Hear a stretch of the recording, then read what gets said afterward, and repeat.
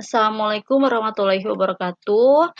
Kelas 8A sampai dengan kelas 8G. Selamat pagi, kembali lagi di materi IPA. Semoga kalian sehat selalu.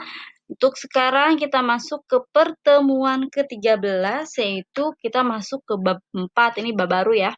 Bab 4 kemarin bab kita alhamdulillah udah selesai. Tinggal kalian belajar, nanti ada pas. Kalau pas itu nanti dari bab pertama sampai bab 4 itu masuk semua pasnya ya. Oke, pertemuan ke-13 ini bab 4, kita akan masuk tentang sistem pencernaan pada manusia. Nah, jadi yang namanya sistem pencernaan pada manusia itu kita akan bahas dulu tentang nutrisinya. Nutrisi bagi tubuh, fungsi makanan bagi tubuh, kita akan bahas itu sebelum ke bagian pencernaan pada manusianya. Nah, di sini fungsi makanan bagi tumbuhan atau bagi tubuh kita ya. Bagi tubuh kita itu fungsi makan itu sangat penting, sangat berperan penting. Kenapa? Karena makanan itu akan berpengaruh bagi pertumbuhan kita, untuk perkembangan kita, baik bagi tumbuhan maupun bagi kita ataupun untuk makhluk lainnya. Nah, itu fungsi dari makanan tersebut ya secara umumnya. Terus untuk nutrisi juga di sini, nutrisi itu kan diuraikan dalam sistem pencernaan menjadi sumber energi. Jadi yang namanya nutrisi ataupun makanan diproses oleh pencernaan yang akan menghasilkan suatu energi bagi tubuh kita. Nah, fungsinya yang pertama apa?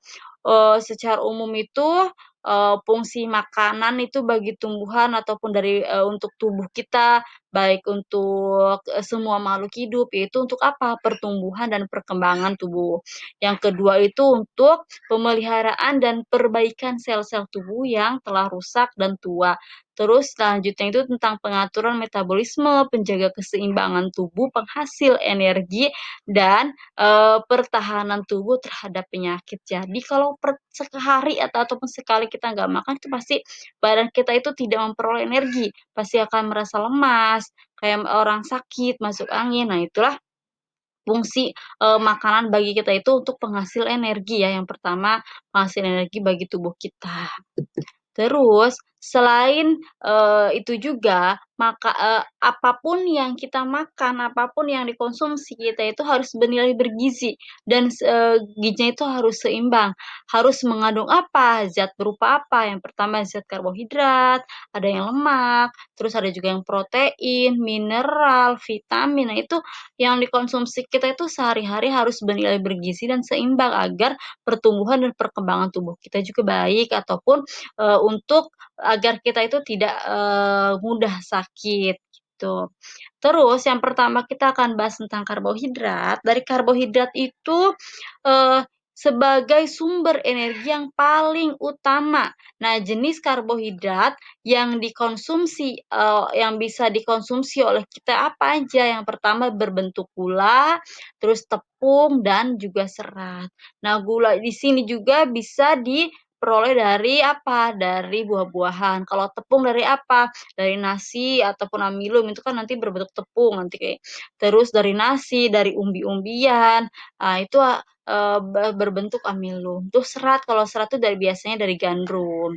Nah, untuk karbohidrat tersebut nih yang perlu yang dibutuhkan ataupun energi yang paling utama yang dibutuhkan oleh tubuh kita untuk penghasil energi.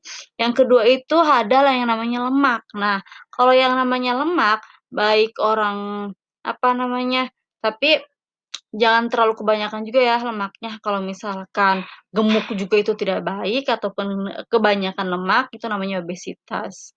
Oke. Di sini lemak juga dibutuhkan oleh tubuh untuk apa? Biasanya lemak ini untuk proses penguraian ataupun penguraian dari suatu vitamin gitu ya.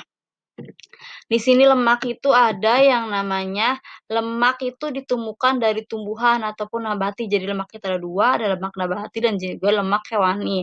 Nah, fungsi lemak itu sebagai sumber energi, penyusun membran sel terus juga pelarut. Nah, di sini yang paling penting lemak itu jangan disepelekan ya. Lemak juga itu sebagai pelarut vitamin A, D, E, dan K. Jadi kalau nggak ada lemak, kita nggak bisa yang namanya melarutkan vitamin dalam tubuh kita, serta sebagai cadangan makanan bagi tubuh kita. Oke, yang ketiga itu ada protein. Nah, protein di sini juga sangat penting ya bagi tubuh kita. Terus protein ini juga dapat terdapat dari makanan seperti dari tumbuhan, dari kacang-kacangan, dari hewan. Nah, ini untuk tumbuhan. Terus untuk protein ini fungsi yang pertama, untuk apa sih fungsi protein? Yaitu untuk sintesis zat-zat penting baik tubuh seperti hormon, enzim, dan antibodi. Terus pertumbuhan untuk perbaikan dan pemeliharaan jaringan tubuh. Yang ketiga itu untuk pelaksanaan metabolisme tubuh. Nah, protein juga di sini kan dibagi menjadi dua, ada protein nabati, ada juga protein hewani. Kalau protein nabati itu dapat diperoleh dari makanan yang berasal dari tumbuhan. Kalau hewani kan berarti dari hewan ya, protein apa aja kayak ikan, daging, telur. Terus kalau yang nabati itu dari kacang-kacangan, kacang kedelai itu yang banyak sekali mengandung protein yang sering dibuat tempe. Nah, itu proteinnya sangat tinggi ya, bagi tubuh kita sangat bagus. Terus di sini juga yang ada vitamin. Vitamin itu dapat dikelompokkan dalam vitamin yang larut dalam air dan juga ya larut dalam lemak. Nah, vitamin ini sangat penting juga bagi tubuh kita ya.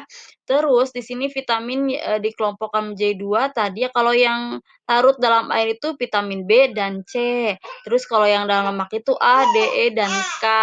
Nah, terus ya vitamin ini sangat dibutuhkan bagi tubuh kita ya, untuk apa aja, banyak fungsi-fungsinya ya. Terus untuk mineral, mineral ini merupakan bahan-bahan anorganik atau tidak hidup, ini mineral. Misalnya itu dibutuhkan oleh tubuh, contohnya ada kalsium dari susu untuk, pertumbuhan tulang dan gigi, zat besi untuk perkembangan, hemoglobin kita, terus juga ada natrium untuk proses, kontraksi otot, dan fosfor untuk pembentukan energi dalam sel. Oke, terima kasih ya. Untuk tokennya ya, tokennya itu adalah nutrisi makanan ya. Ingat, untuk tokennya nutrisi makanan untuk pengisian link. Mohon maaf kalau ada suara-suara yang lain di video ini, mohon maaf. Oke, terima kasih untuk Purun 13 cukup sekian. Wassalamualaikum warahmatullahi wabarakatuh. Jangan lupa belajar dan tetap semangat. Untuk tokennya nutrisi makanan. Ingat ya, nutrisi pasti makanan. Terima kasih. Assalamualaikum warahmatullahi wabarakatuh.